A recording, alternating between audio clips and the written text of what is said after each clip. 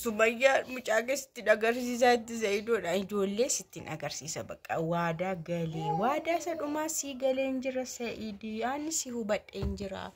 Akkuma jiruun kun mirirrisi gootee. Akkuma jiruun kun mirirsi gootee. Si argeera. Jiruudha kakuudhaan miila shi keessa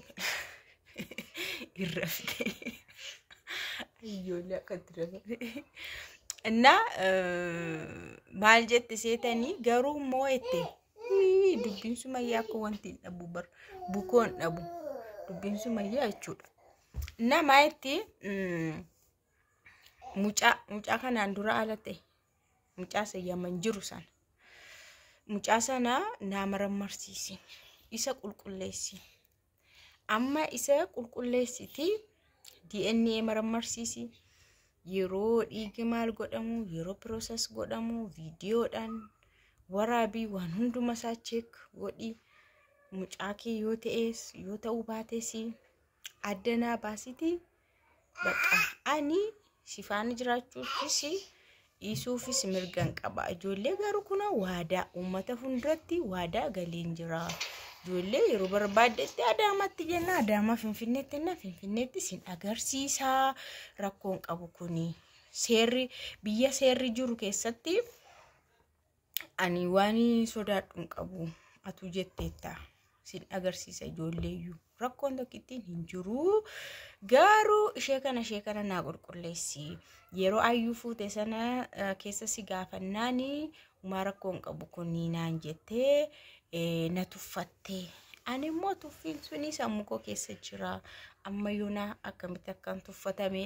isa yaadadheen bakka kanaaf kana dubbiin barbaadu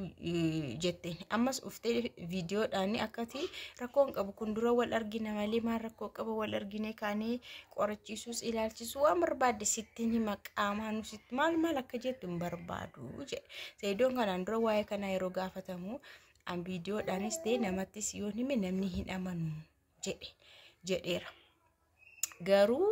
isheetti qaamaan hime amansiisuu hin danda'a maal isheen sammuun sun illee waa'ee kanaatti kaasna siin galu siif waa'een saayyuu yoo qaamaan itti hime sitti hime malee maal jedheen isheedhaan illee jechuudha Sumayyaan bultee kaatee teessee kaatee ammoo kana fiddee dhufte jechuudha dhiiste ammoo waan biraa hundumaa dhiiste dhufte kan biraa kan ayyoonii maaliifin furdattu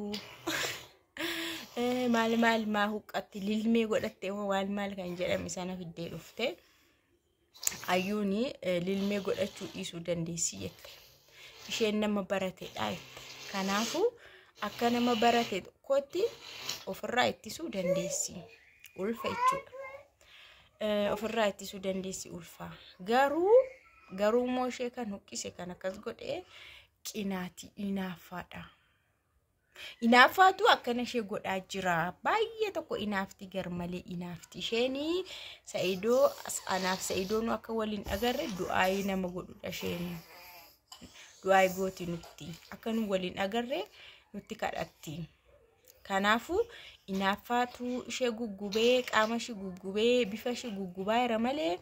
lilmee godhattee miti itti as Sumayyaan jechuudha na isheen inaafaa dhumaanidha bakka akka nu waliin agarre yoo nu wal agarre ayyumaatti tokkoffaa na yaaddoodha amma immoo deemee amma gaafati ijoollee kee argattutti gubadhaan jira isatu na guba yoom ijoollee isaa argata laata Said jedhe yaaddoo guddaa keessa jira jette maali viidiyoos Amaariffaarra dhagee kanammoo afaan Oromoorra yoo madhageeni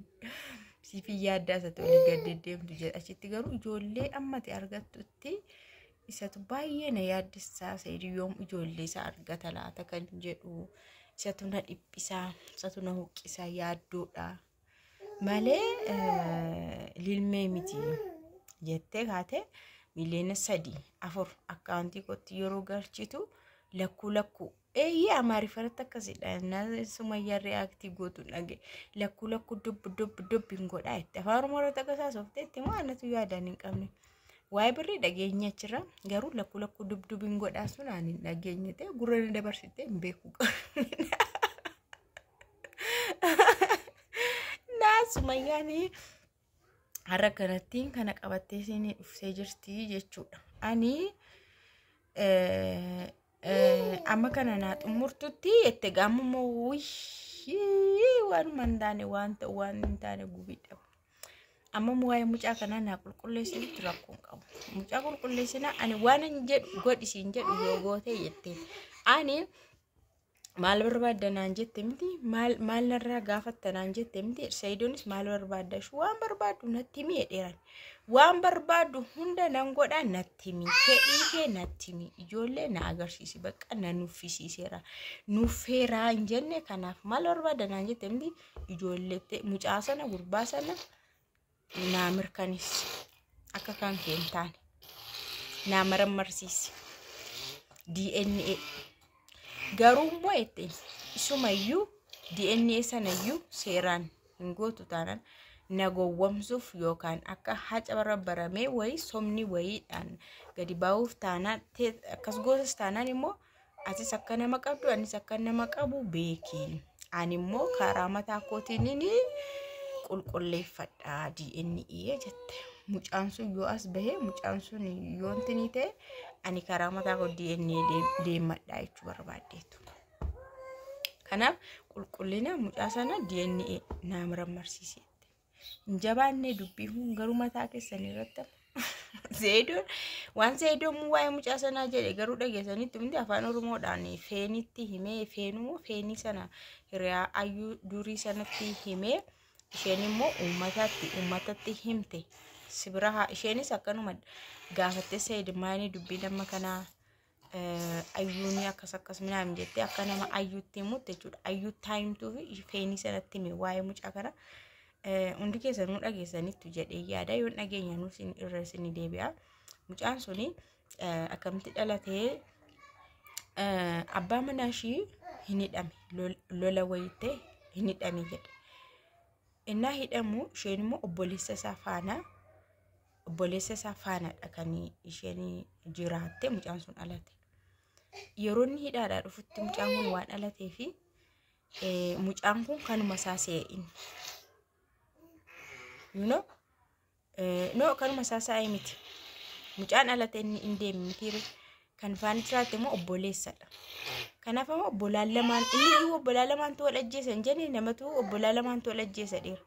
Kanaaf jedhame obbolaan lamaan akka tasgabbaa'aniif jedhame amma hidhaa jirtutti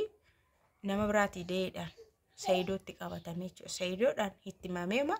walii galame lubbuun namaa akka hin baaneef Sayiidoon ormadha waan ta'eef obbolaan lamaan immoo waliin dhiisan waan ta'eef akkanadha dubbiinsaa jedhe Sayiidoo. Yoona waa'ee mucaa sanaan akkanatti hime maal jireenya nama sanaa tasgabbeessuuf kan namni akkan duunee fi ana gidduu galee akkasumatti akkasaan qabatanii natti akkasaan qabatan soba godhee jarri akka araaramaniif yookaas obboleessa akka obboleessa ajjeesneef na akkas jedhee dhaasiniin jedhaa garuu garamitti akka deemu hin beeknu malee.